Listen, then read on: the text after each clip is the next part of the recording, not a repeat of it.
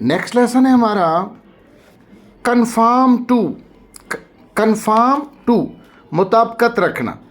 मसलन हमारे इदारे के अंदर हम कहते हैं तमाम बच्चे यूनिफॉर्म पहने, बंद शूज़ पहने, बाल छोटे रखें, और एक बच्चा है वो बाल बढ़ा लेता है, यूनिफॉर्म नहीं पहनता और जूते स्लिपरियाँ पहन लेता है। मैं कहता हूँ कि he doesn't confirm to our rules. ये हमारे रूल्स के मुताबिक नहीं चलता। कन्फर्म टू के मुताबिक चलना या से हम आहंग होना। We must confirm with the rules, ना confirm to the rules. Comply या takes with, we will comply with your request. Comply with इसका क्या मतलब होता है? से हम आहंग होंगे, यानी जैसे आप कह रहे हैं वैसे ही करेंगे। मैं कहता हूँ comply with my request please, वैसे ही करो जैसे मैं रिक्वेस्ट कर रहा हूँ। All the students sitting in this class should comply with the rules of our school, और all the students sitting in this class should conform to the rules of our school. Conform to या comply with का क्या मतलब है? हम आहंग होना। मैं कहता हूँ his words don't conform to our discipline, या his words don't comply with our discipline। हमने एक डिसिप्लिन बनाया हुआ है और वो कुछ और कह रहा है। ठीक है भाई। अब हम चलते हैं, कांग्रेचुलेट ऑन होता है, I congratulate you on your success, मुबारकबाद देना। कंसिस्ट ऑफ मुश्तमिल होना। हम कहते हैं कि एक महीने में 30 दिन होते हैं, यानी 30 दिनों पे मुश्तमिल होता है एक महीना। 1 month is composed of 30 days, या a month consists of 30 days। A year consists of 12 months, या a year is composed of 12 months। A year consists of 12 months। A month consists of 30 days, या a year is composed of 12 months, या a month is composed of 30 days। एक हफ्ते में 7 दिन होते हैं। 1 week consists of 7 days, या 1 week is composed of 7 days। एक और है consist in। great care must be taken never to use consist in the passive voice। इसको आप छोड़ दें, इस बात सोचे नहीं। कवर्ड विद होता है घिरा हुआ होना। The mountains are covered with snow. अक्सर लोग कहते हैं कवर्ड फ्रॉम स्नो। ये जो फेसबुकी है ना बच्चे, ये गलत अंग्रेजी यूज़ करते हैं, फिर वो गलत आम हो रही होती है।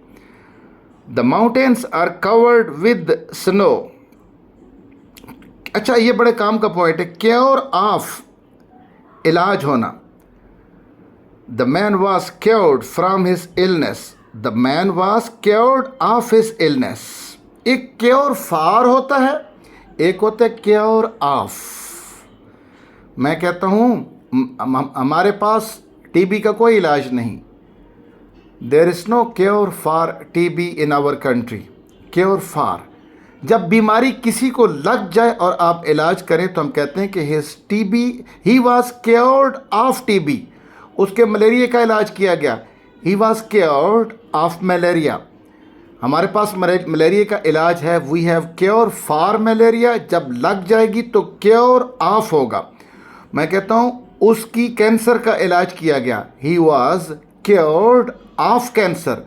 कैंसर का कोई इलाज नहीं, there is no cure for cancer. अब तो समझ आ गई होगी। डिपेंड ऑन होता है भरोसा करना। It depends from himself. इन्हसार करना, इन्हसार करना यानी वही भरोसा करना। इट डिपेंड्स ऑन हिमसेल्फ, मैं अपने ऊपर इन्हसार करता हूँ। या I rely, also rely on या अपॉन, डिपेंड ऑन या अपॉन। मैं अपनी मेहनत पर भरोसा करता हूँ। आई डिपेंड ऑन या आई रिलाई ऑन या आई डिपेंड अपॉन या I rely upon my hard work. I can not rely on him, मैं उस पर भरोसा नहीं कर सकता। डिप्राइव ऑफ, महरूम करना, यानी किसी के पास गाड़ी है आप छीन लें तो गाड़ी से महरूम हो गया, उसके पास अब गाड़ी नहीं है, हमने उससे गाड़ी से महरूम कर दिया। We deprived him of car, हमने उसको मालो दौलत से महरूम किया। We deprived him of his wealth, he was deprived of his freedom. Die of an illness, किसी बीमारी से मरना। Many people have died of malaria, die from नहीं होगा, डाई ऑफ, वो कोविड से मरा, ही डाइड ऑफ कोविड, वो मलेरिया से, ही डाइड ऑफ मलेरिया। अब देखिए ना, लिखा है जी many people have died of malaria. Die of किसी बीमारी से मरना, डाई ऑफ इलनेस। और किसी भूख से कोई मर जाए तो डाई ऑफ हंगर, प्यास से तो डाई ऑफ थर्स्ट, प्यास। फ्रॉम, जख्मों से कोई मर जाए तो फिर डाइड फ्रॉम वुंड्स, जख्मों से। फ्रॉम ओवरवर्क, ओवरवर्क से मरे तो फ्रॉम ओवरवर्क। और किसी पे तशद्दुद करके मारा जाए तो बाय वायलेंस। तलवार से मरे तो बाय द स्वॉर्ड। और किसी वबाई बीमारी से तो बाय पेस्टिलेंस। जंग में कोई मरे तो इन बैटल। कोई गुर्बत से मरे तो इन पॉवर्टी, विद पॉवर्टी नहीं। और कोई अपने मुल्क के लिए मरे, जिस तरह हमारे अफवाज ज़िंदगी हमारे लिए देती हैं, फॉर देयर कंट्री, किसी वजह के लिए, for a cause, for a काज, जिस तरह कश्मीरी लोग मर रहे हैं, शहीद हो रहे हैं, वो काज है उनके पास। और किसी की नज़रअंदाजी से कोई मरे तो थ्रू नेगलेक्ट, कहते मेरा बकरा मेरे नज़रअंदाज करने से मरा, my goat died through my neglect. On the scaffold, यानी इसका क्या मतलब है, हथकड़ियों में मर जाना, बेड़ियों में मर जाना, ठीक है, फांसी लग के मर जाना। On the scaffold, at the stake, इसका भी यही मतलब है, किसी कोई जेल में बंद है, हथकड़ियों के साथ मर गया है, किसी सज़ा में मरा है।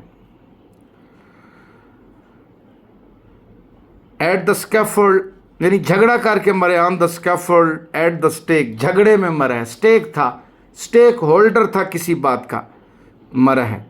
नहीं पता बात नेगेटिव थी या पॉजिटिव, अगर पॉजिटिव थी तो फॉर अ काज होता है, अगर किसी अननोन बात की वजह से मरा है लड़ाई झगड़े में तो ऑन द स्कैफोल्ड या at the stake. Different from, मुख्तलिफ होना, my book is different from yours.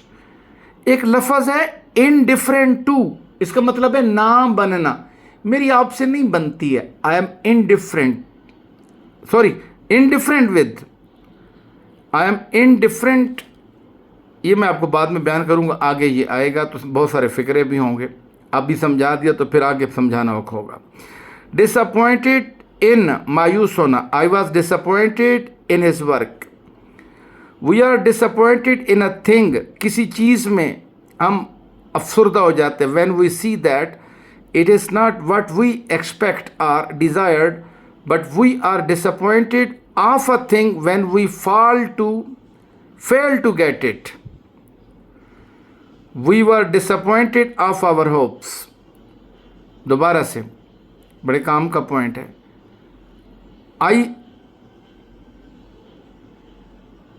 I was disappointed in his work, उसका काम देख के मैं मायूस हुआ।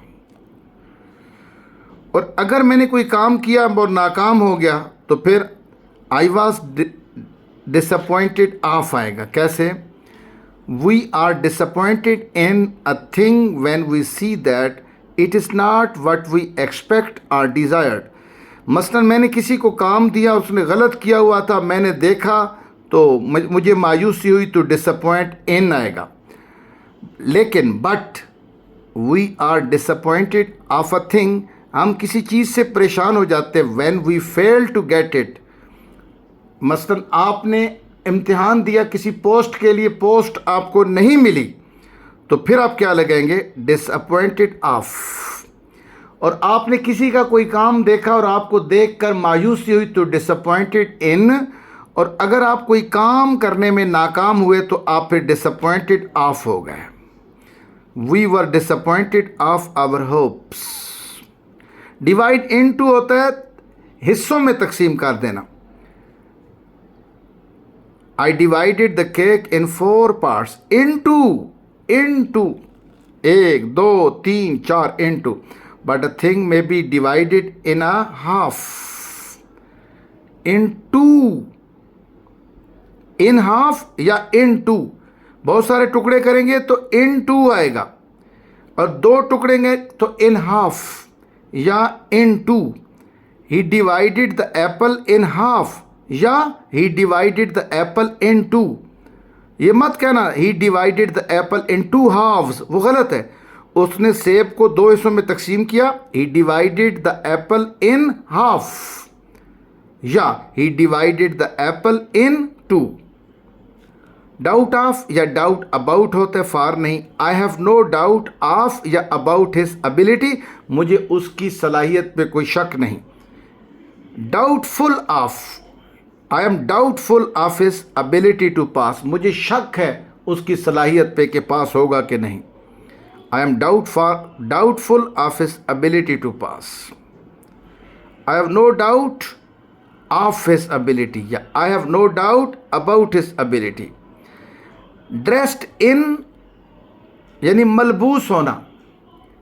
मैं कहता हूं उसने काले कपड़े पहने हुए थे। शी वॉज इन ब्लैक या she was dressed in black. The women was dressed in black, the women was in black, वो भी ठीक है। This is an exception of the rule, यानी ये तो कानून के दायरे में बात आती ही नहीं है। दिस यानी एक्सेप्शन होता है मुस्तस्ना होना, यानी जिस पे कोई कानून ना लगता हो, मुस्तस्ना है। This is an exception to the rule, यानी ये बात कानून से बालातर है, कानून के जुमरे में नहीं आती। This is an exception to the rule, but we say with the exception of, इसका मतलब है को छोड़कर, यानी को इस्तिस्ना देते हुए। He liked all his studies with the exception of Latin, उसको अपनी तमाम तर पढ़ाई पसंद थी सिवाय लातीन के। मैं कहता हूँ अंग्रेज़ी को छोड़ के मुझे सारी ज़ुबानें आती हैं। With the exception of English I know all the other languages. Ali को छोड़ के सब वहाँ पहुँचे, सिवाय अली नहीं आया। With the exception of Ali all the boys reached in the play ground. ठीक है, मैं कहता हूँ इस बात पे तो कानून लगता ही नहीं है। This is an exception to the rule. With the exception of my teacher, all the students appreciated me. सिर्फ उस्ताद ने अप्रिशिएट नहीं किया, तमाम स्टूडेंट्स ने किया है। They exchanged wheat by machinery, यानी उन्होंने जाके गंदम दे दी और मशीनरी ले ली। They exchanged wheat for machinery. मैं कहता हूँ मैंने पैसे दिए और गाड़ी ली। I exchanged money for car. मैंने मोबाइल दिया और ये कंप्यूटर लिया। I exchanged mobile for this computer, या इन एक्सचेंज फॉर भी लगता है। मसलन he gave his old car in exchange for a new one, उसने पुरानी गाड़ी दी और नई वाली ली।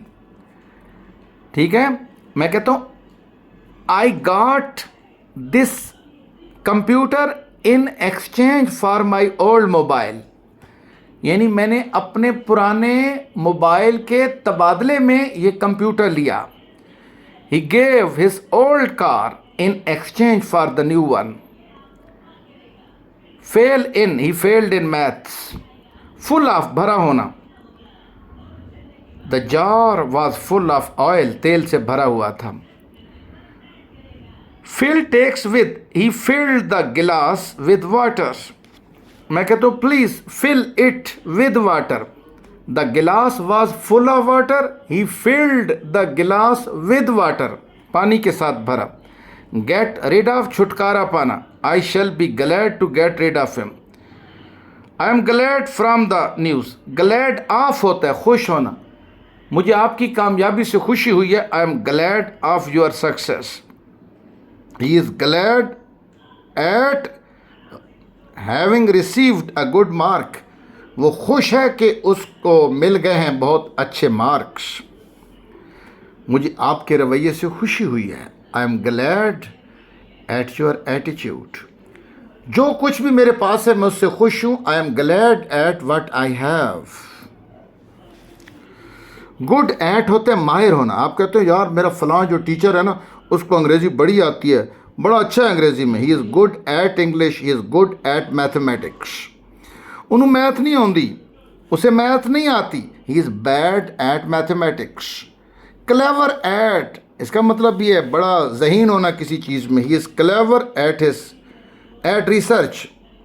क्विक एट, किसी चीज़ में बड़ा क्विक होना। He is quick at understanding mathematics. Slow at, he is slow at understanding mathematics. Quick at, जल्दी से समझने वाला। स्लो एट, लेजी समझने वाला। क्लेवर एट, बहुत जहीन होना किसी चीज़ में।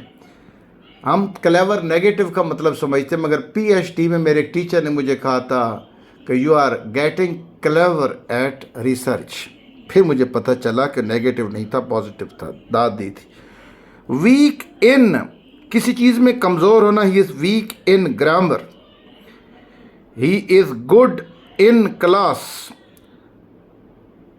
वीक इन या बैड एट ग्रामर, या he is weak in grammar, he is bad at grammar, he is good at grammar. He is clever at grammar, he is quick at understanding my lecture, he is slow at understanding my lecture. He is bad at understanding grammar, yeah, he is good in grammar.